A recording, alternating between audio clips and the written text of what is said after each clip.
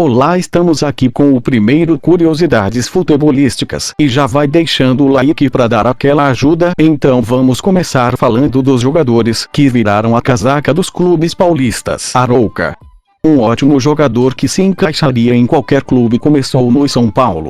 O jogador caiu nas graças da torcida quando, no jogo da final contra o Santo André, Arouca salvou um gol em cima da linha. E esse foi um dos lances mais importantes dele no clube. No Santos foi um dos grandes jogadores da safra que ganhou a Libertadores de 2011 e foi campeão, depois do Santos derrotar o Peñarol do Uruguai, no estádio do Pacaembu, por 2-1, dando uma assistência para o gol de Neymar na partida final.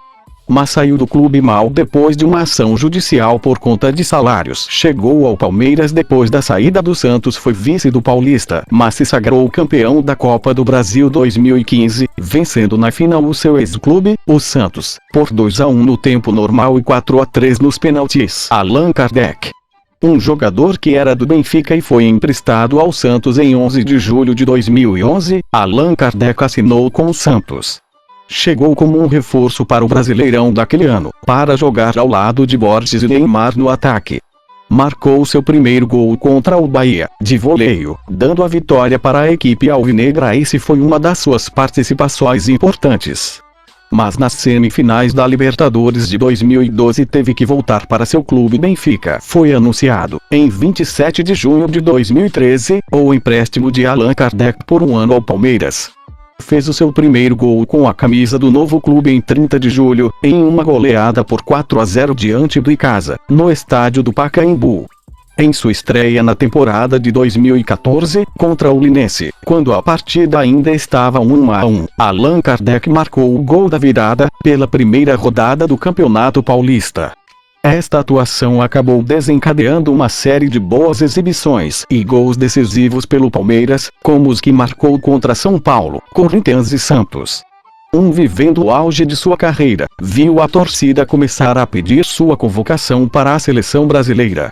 A partir daí, sua contratação de maneira definitiva virou quase uma obrigação para o clube, sendo muito cobrada pelos torcedores. Na noite de 26 de abril de 2014, Allan reuniu-se com o presidente do Palmeiras, Paulo Nobre, e avisou que iria se transferir para o São Paulo, tendo ainda dito que sua decisão já estava tomada e não teria volta. O presidente do tricolor, Carlos Miguel Aidar, confirmou a informação, dizendo, em rápido contato telefônico com a reportagem do Globoesporte.com, que o atacante já era do São Paulo. Kardec ficou muito decepcionado com a condução de sua renovação por parte da diretoria alviverde. O estopim da indefinição quanto aos números se deu quando houve acerto por R$220 mil mensais, além dos bônus por produção. Porém, quando o valor chegou às mãos de Nobre, ele vetou e mandou reduzir R$20 mil do montante. Aidar, recém-eleito presidente são paulino, deu carta branca à sua diretoria para definir rapidamente a contratação. O clube do Morumbi ofereceu 4,5 milhões de euros ao Benfica, dono dos direitos do jogador, e acertou os salários com ele, que receberia em torno de R$350 mil por mês. 6 em 27 de abril, Kardec encerrou oficialmente sua passagem pelo Palmeiras, ao rescindir seu contrato de empréstimo com o clube, 7 que acabaria em um mês. A notícia foi confirmada no dia seguinte por Paulo Nobre e Dutra Senna. Foi um zagueiro onde os clubes em que jogou ganhou títulos. No Santos a principal conquista foi a Libertadores de 2011, também participando daquele elenco de Neymar e companhia. Mudou-se para o Corinthians depois de também ter problemas na justiça com o Santos por conta de salários. Conquistou o Campeonato Brasileiro pela equipe alvinegra. Porém, ao final do campeonato, o jogador pediu ao clube a rescisão de seu contrato, alegando que não teve espaço no time corintiano. Em 22 de dezembro, mesmo dia em que conseguiu a rescisão de contrato junto ao Corinthians, o jogador acertou o contrato com o maior rival do clube, o Palmeiras, por 2 anos. Mas uma certeza que ele deve ter que nunca vai ter um Mundial. Paulo Henrique chegou ao Santos em 2005, trazido pelo ex-ídolo santista Giovani em uma transferência de R$900 mil. Antes disso, jogara futebol de salão pela Tunaluso, dos 7 aos 15 anos. Depois, passou para o futebol de campo, nas categorias de base do Paysandu. No ano de 2010, foi campeão do Campeonato Paulista e da Copa do Brasil, sendo eleito o craque da competição. Com a boa fase do Santos, o meia esteve em evidência na mídia, devido às suas boas atuações, e recebeu diversos elogios da crítica esportiva, com muitos o considerando melhor que Neymar.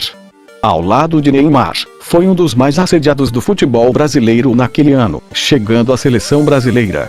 Com a camisa 10, atuou na vitória sobre os Estados Unidos, em 10 de agosto.